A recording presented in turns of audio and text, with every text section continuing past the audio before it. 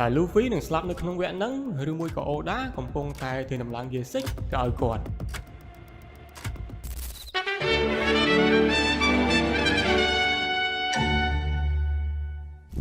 ស្វាគមន៍ប្រិយមិត្តអរគ្នាសម្រាប់ការវិលត្រឡប់មកវិញជាមួយនឹងវីដេអូថ្មីអញ្ចឹងថ្ងៃហ្នឹងគឺយើងបន្តជាមួយនឹង One Piece Manga គឺ2 chapter កន្លះដែលយើងនឹងចាប់ជាមួយនឹង chapter ទី1186រហូតដល់1188បាទហើយនៅទីបំផុតវីដេអូរបស់យើងក៏បានឈានមកដល់ជាមួយនឹងអា chapter ចុងក្រោយនៃ One Piece ហ่ะនិយាយទៅគឺសាច់រឿងរបស់យើងគឺលេងលែទៀតអីអញ្ចឹងថាចាំមើលនៅក្នុងវីដេអូមួយហ្នឹងតើសាច់រឿងរបស់យើងវានឹងទៅជាយ៉ាងណាតោះ let's go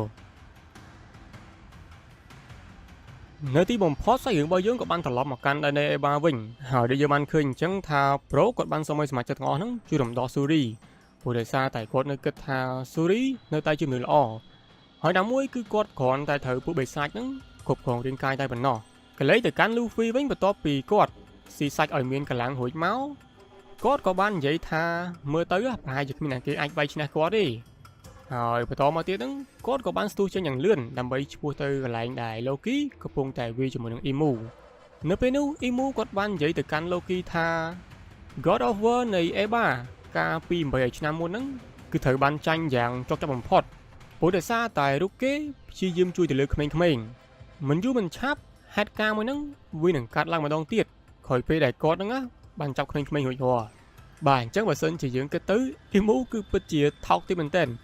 លក្ខណៈថាបាយអត់ចង់ឈ្នះគេបាយជាចាប់ក្មេងៗទាំងអស់ហ្នឹងធ្វើជាចំណែកខ្មាំងទៅវិញអ៊ីមូគាត់និយាយមិនទាន់នឹងចប់ស្រួលបួផង Luffy គាត់បានស្រែកពីចង្អាយមកថាឆាប់ចាក់ចេញពីអេបាភ្លាមទៅអាចង្រៃបាទនៅចុង chapter ហ្នឹងដូចយើងបានឃើញអញ្ចឹងថា Luffy គាត់បានដាល់អ៊ីមូឡើងវិញមកតែម្ដងបន្តមកទៀតយើងនឹងឈ្មោះទៅកាន់ chapter ទី1187ដែលវាមានចំណងជើងថា The Root of the Problem ដែលវាបានន័យថាឫសគល់នៃបញ្ហាបន្ទាប់ពីត្រូវមកដៃប៉ើងរបស់ Luffy ហើយ Imu ក៏នៅតែមិនចោះចាញ់ហើយដូចយើងបានឃើញអញ្ចឹងថាគាត់បានប្រើប្រាស់ជាមួយថាមពល Omen ហ្នឹងបាញ់សម្ដៅទៅរកធុងរបស់ Loki ហើយបន្តមកទៀតហ្នឹងគាត់ក៏បានធ្វើការ activate ជាមួយថាមពល Blade of Hextigma ដើម្បីធ្វើការចាក់ទម្លុះទៅលើ Loki តែម្ដងបាទចំណុចត្រង់ហ្នឹងគឺពិតជាសាហាវមែនទែនព្រោះដោយសារតែបើសិនជាយើងរាប់ទៅ Loki គឺត្រូវបានថាមពលរបស់សត្រូវហ្នឹងចាក់ទម្លុះធុង3ដងហើយអានេះបើសិនជាយើងរាប់ទាំងការវិបហារបស់ Shamrock បន្ទាប់មកទៀតទាំង Loki ហើយនឹង Rhaenyra ហ្នឹងក៏បានដួលទៅលើដុំតកករបស់ Ganko ហើយយកទៅនឹងចំណុចត្រង់ហ្នឹងដូចយើងបានដឹងអញ្ចឹងថាតកកមួយហ្នឹងគឺមានតែ Rhaenyra ដែលអាចរំលាយវាបានហើយសូម្បីតែថាមពលរបស់ Imu ដែលគាត់បានបាញ់វាបហាដើម្បីព្យាយាមជួយទៅលើ Ganko ការពិវៈមុនហ្នឹងក៏មិនបានផលដែរបើសិនជាយើងកលេចទៅកាន់ Luffy ក៏គាត់កំពុងតែព្យាយាមហត់កិច្ចចេញពីអាថាមពល Omen ហ្នឹងដែរក៏ប៉ុន្តែរៀងយ៉ាប់តិចព្រោះដោយសារតែអាភ្លើង Omen ហ្នឹងគឺតោងគាត់ជាប់តែម្ដងអញ្ចឹងជាចុងក្រោយគាត់ក៏សម្រេចចិត្តថាដោះជាមួយនឹងអាខ្លោកឬក៏អាប្រហុំគាត់ហ្នឹងក៏វត្តចោលតែម្ដងហើយបើសិនជាពេលហ្នឹងគាត់ដោះចេញយឺតតែបន្តិចប្រកាសជាត្រូវ Imu ចាក់ទម្លុះដូចគ្នាហើយកាត់ទៅខាងមួយផ្នែកទៀតនៃ Eba យើងបានឃើញថា Zoro ហើយនឹង Summer ហ្នឹងបាននិយាយឌឺដងគ្នាមកសន្ទុះហើយបន្តមកទៀតការប្រយុទ្ធរបស់អ្នកទាំងពីរក៏បានចាប់ផ្ដើមឡើងក៏ប៉ុន្តែនៅក្នុងការសន្ទនារវាង Zoro ហើយនឹង Summer ហ្នឹងគឺមានចំណុចមួយដែលខ្ញុំគួរឲ្យចាប់អារម្មណ៍មែនទែនព្រោះដោយសារតែពេលហ្នឹង Summer គាត់បាននិយាយថាដៃគូរបស់គាត់គឺកំពុងតែចាប់ក្មេងៗហើយគាត់ក៏កំពុងតែឈ្មោះមកដែរហើយគាត់តែលឺអញ្ចឹង Zoro គាត់ក៏និយាយថាអូបើអញ្ចឹងអាគាត់នឹងគឺប្រកាសជាអត់មកឯងនិយាយទៅលក្ខណៈថា Zoro ចង់សម្ដៅថាអាពេក Killing Ham ហ្នឹងប្រកាសជាស្លាប់ក្រុមដៃរបស់ Senji ហើយនិយាយទៅគឺលក្ខណៈថាគាត់មានជំនឿទុកចិត្តមួយថា Senji នឹងយកឈ្នះទៅលើអា Killing Ham នឹងបានបើសិនជាយើងកលេចទៅមើល Senji វិញគាត់ក៏កំពុងតែធៀមខ្លួនក្នុងការវាយជាមួយនឹង Killing Ham ដូចគ្នាក៏ប៉ុន្តែមុនពេលប្រយុទ្ធហ្នឹង Senji គាត់បាននិយាយថាគាត់ឥឡូវហ្នឹងកំពុងតែមានបញ្ហាចំនួន3ដែលបញ្ហាទី1 Rangard គឺមានទំហំធំពេកដែលវាធំជាង Gear 5 Giant របស់ Luffy ទៅទៀតហើយបញ្ហាទី2 Rangard គឺជាមនុស្សស្រីអញ្ចឹងគាត់អាចធ្វើការវាយបានទេហើយបញ្ហាទី3វិញគាត់ក៏បាននិយាយថាគាត់មិនចង់ឃើញមនុស្សស្រីហ្នឹងយំចំពោះមុខគាត់ទេក៏ប៉ុន្តែគាត់មិនខ្វល់ទេព្រោះដោយសារតែបញ្ហាទាំងអស់ហ្នឹងគឺផ្ដើមចេញពី Killing Ham បាទអញ្ចឹងយើងបានឃើញអញ្ចឹងថា Senji គាត់បានស្ទុះទៅទាត់ Killing Ham ហើយនៅក្នុងចម្បាំងរបស់អ្នកទាំងពីរហ្នឹង Gillingham គាត់បានអួតថាគាត់នឹងគឺ immortal ហើយខ្លាំងជាង Senji ទៅទៀតក៏ប៉ុន្តែ Senji គាត់បានតបថាគាត់ដឹងពីវិធីយកឈ្នះពួកឯងហើយបន្ទាប់ពីឮអញ្ចឹងហើយ Gillingham គាត់ក៏បានឆ្លើយតបវិញថាអូអញ្ចឹងឯងកំពុងតែនិយាយថាឯងអាចប្រើប្រាស់ជាមួយនឹង Konkuraki បានមែនអញ្ចឹងបើឯងខ្លាំងសាកទៅមើលសាកប្រើប្រាស់វាមកសម្រាប់យើងទៅមើលបាទនិយាយមិនទាន់នឹងផុតផង Senji ក៏ត្រូវបាន Gillingham ទាត់ឲ្យប៉ាងទៅខ្ទប់នឹងដីហើយបន្តមកទៀតគាត់ក៏បាននឹកឃើញដល់សម្ដីរបស់កាបានដែលនិយាយទៅកាន់គាត់កាលពីមុនពេលនោះកាបានគាត់បាននិយាយថាឯងគួរតែជាមនុស្សម្នាក់ដែលអាចប្រើប្រាស់ទៅលើ Konkuraki បានក៏ប៉ុន្តែប្រហែលជាមានហេតុផលមួយចំនួនដែលធ្វើឲ្យរូបឯងហ្នឹងមិនអាច awaken ទៅលើវាបានហើយនៅក្នុងចំណុចថងហ្នឹងកាបានគាត់បានមិនសិនចំនួន2ចំណុចដោយចំណុចទី1ហ្នឹងគឺជាអត្តចរិតលែកឡករបស់ Senji ហើយចំណុចទី2គឺជាអារម្មណ៍មិនមូលឬក៏អារម្មណ៍មិនស្ងប់នៅពេលដែល Senji គាត់ប្រយុទ្ធហើយតើតើចំណុចទី2ខ្ញុំគិតថាគឺជាអារម្មណ៍មួយហើយគាត់កំពុងតែប្រយុទ្ធជាមួយនឹងសត្រូវដែលជាមនុស្សស្រីអញ្ចឹងដូចយើងបានដឹងអញ្ចឹងថា Senji គាត់មានច្បាប់ទម្លាប់មួយថាគាត់មិនវាយមនុស្សស្រីទេបើទោះបីជាម្នាក់ហ្នឹងជាសត្រូវក៏ដោយជាចុងក្រោយក៏បានគាត់ក៏បានបន្តទៅកាន់ Senji ថាឯងគួរតែខ្លាចជាស្ដេចដែរបើសិនជាឯងចង់ជួយ Luffy ហ្នឹងខ្លាចជា King of the Pirate បាទចំណុចកន្លែងហ្នឹងបើសិនជាខ្ញុំគិតទៅលក្ខណៈថានៃរបស់គាត់ចង់និយាយថាចិត្តមិនដាច់ធ្វើស្ដេចមិនកើតបន្តមកទៀតយើងនឹងទៅជាមួយនឹង chapter ទី1188ដែលជា chapter ចុងក្រោយដែលវាមានចំណងជើងថា Woof ឬក៏យើងអានថា Woohoo ក៏ប៉ុន្តែន័យរបស់វានឹងគឺបានន័យថាទទេស្អាតឬក៏ភាពទទេស្អាតអីចឹងទៅផ្ដើមសាច់រឿងជាមួយនឹងវគ្គហ្នឹងយើងបានឃើញថា Imu គាត់បានធ្វើការទំនាក់ទំនងទៅកាន់ Joy Boy យើងអាចនិយាយបានថាវាគឺជាការសន្ទនារវាងគាត់ហើយនឹង Joy Boy ហ្នឹងលើកដំបូងបំផុតដល់ពេលហ្នឹង Joy Boy គាត់បាននិយាយថាអាឡូតើឯងជាណាគេបន្ទាប់ពី Imu គាត់ក៏បានតបថា Mu ខ្ញុំគឺ Imu ហើយតើឯងជាណាគេ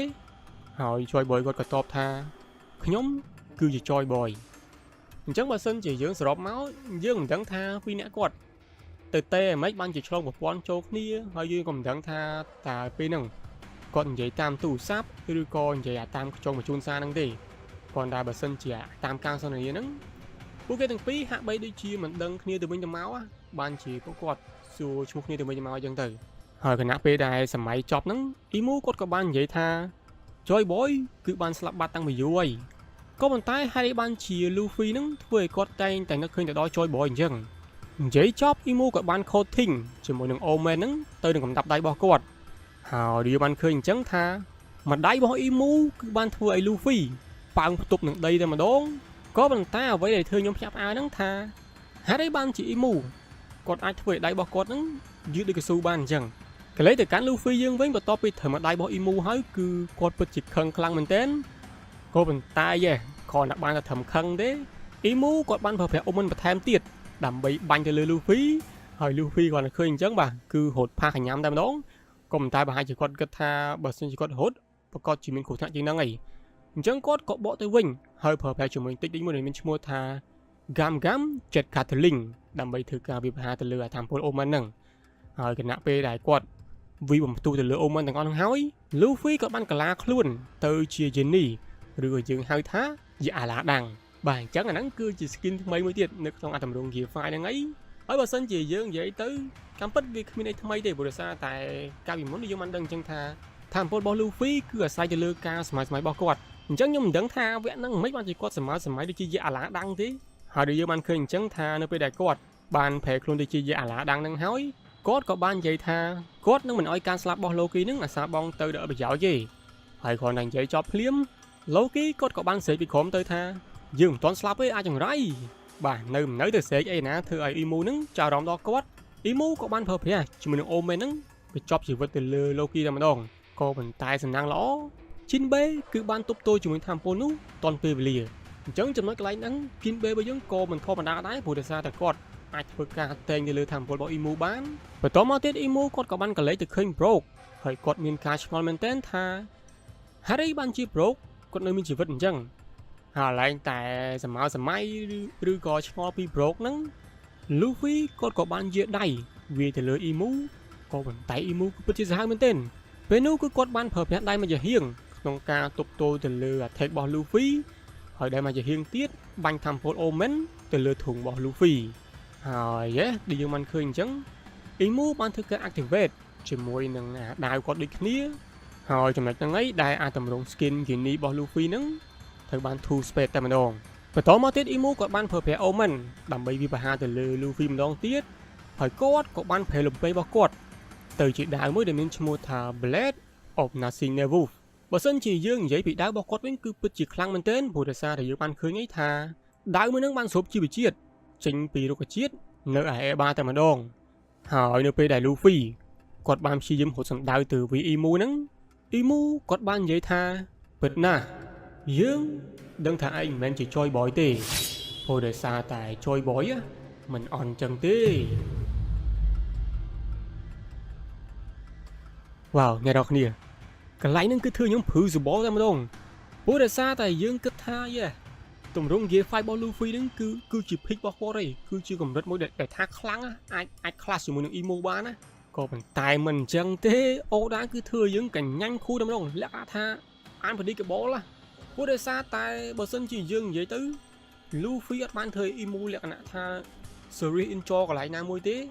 ក៏ប៉ុន្តែបាយចុងក្រោយត្រឹមតែមកដាវគឺចាក់ឲ្យ Luffy ក្នុងសភាពដ៏គួរអាក្រក់មែនទែនហើយដូចជាការពីមុនយើងបានដឹងថា Crocodile ក៏ធ្លាប់ចាក់ទៅលើ Luffy ដែរក៏ប៉ុន្តែគាត់ថា version នេះ Luffy មិនមែនជា best form ណាគឺជាទម្រង់ Sun God គឺជាទម្រង់ Gear 5 ដែលជាកម្រិតកំពូលមួយក៏ប៉ុន្តែចំពោះមុខ Imu វិញគឺ nothing វាគ្មានអីអស្ចារ្យហើយបើសិនជាសួរទៅកាន់បងប្អូនយើងតើបងប្អូនយើងគិតថា Luffy គាត់នឹងអាចស្លាប់ត្រង់ហ្នឹងឬក៏ Oda គាត់នឹង plan Gear 6ទៅឲ្យ Luffy ក៏ប៉ុន្តែដូចខ្ញុំនិយាយកាលពីមុនជារឿយៗអញ្ចឹងថា Luffy គឺអស់ត្រឹម Gear 5ហ្នឹងឯងហើយបើសិនជាអាចមានខ្ញុំគិតថាគាត់អាចនឹងមាន skin នៅក្នុង Gear 5នឹងឧទាហរណ៍ដូចជាទម្រង់ Genie ដែលជាអាឡាដាំងអញ្ចឹងហើយក៏ដូចមានជា series មួយចំនួនគេបាននិយាយថាកម្រិតកំពូលរបស់ Gear 5ហ្នឹងគឺជា Red Flame បែរថាអាពពកសឬក៏អាផ្សែងសជុំវិញគាត់ហ្នឹងនឹងប្រែក្លាយជាពណ៌ក្រហមអាហ្នឹងគឺជាកម្រិតកំពូលមួយហើយថាជាមួយ Oda គាត់នឹង plan ឲ្យ Luffy អាហ្នឹងក៏យើងអត់ដឹងដែរក៏ប៉ុន្តែក្នុងពេលឥឡូវហ្នឹងខ្ញុំចង់មើល reaction របស់អាក្រុម Straw Hat ទាំងអស់ថាจะមើល Zoro Sanji ឬក៏ក្រុមទាំងអស់តើគាត់នឹងមានអារម្មណ៍បែបណានៅពេលដែលឃើញ Imu គាត់ចាក់ទៅលើ Captain គាត់អញ្ចឹងនិយាយទៅខ្ញុំចង់ឃើញអាស៊ីនហ្នឹងមែនទែនថាจะមើល Zoro គាត់នឹង rampage យ៉ាងណាឬមួយក៏នេះជាមូលហេតុមួយដែលនឹងធ្វើឲ្យ Sanji គាត់នឹង awaken ទៅលើ Konkaraki យ៉ាងអញ្ចឹងបើសិនជាបងប្អូនយើងគាត់មាន idea ឬក៏មានមតិយោបល់អីចង់បញ្ចេញនៅក្នុងវីដេអូខាងក្រោមក៏អាចធ្វើការ comment ផងដែរហើយដូចជា week ក្រោយឬក៏សប្តាហ៍ក្រោយហ្នឹង One Piece របស់យើងដូចជា break អញ្ចឹងនឹងត្រឡប់មកវិញក្នុងរយៈពេល2អាទិត្យទៀតហើយខ្ញុំនិយាយលើដូចជាចង់ស្អកកដែរអីអញ្ចឹងយើងក៏នឹងចង់ជួបគ្នាបន្តទៀតជាមួយនឹងវីដេអូក្រោយ Bye bye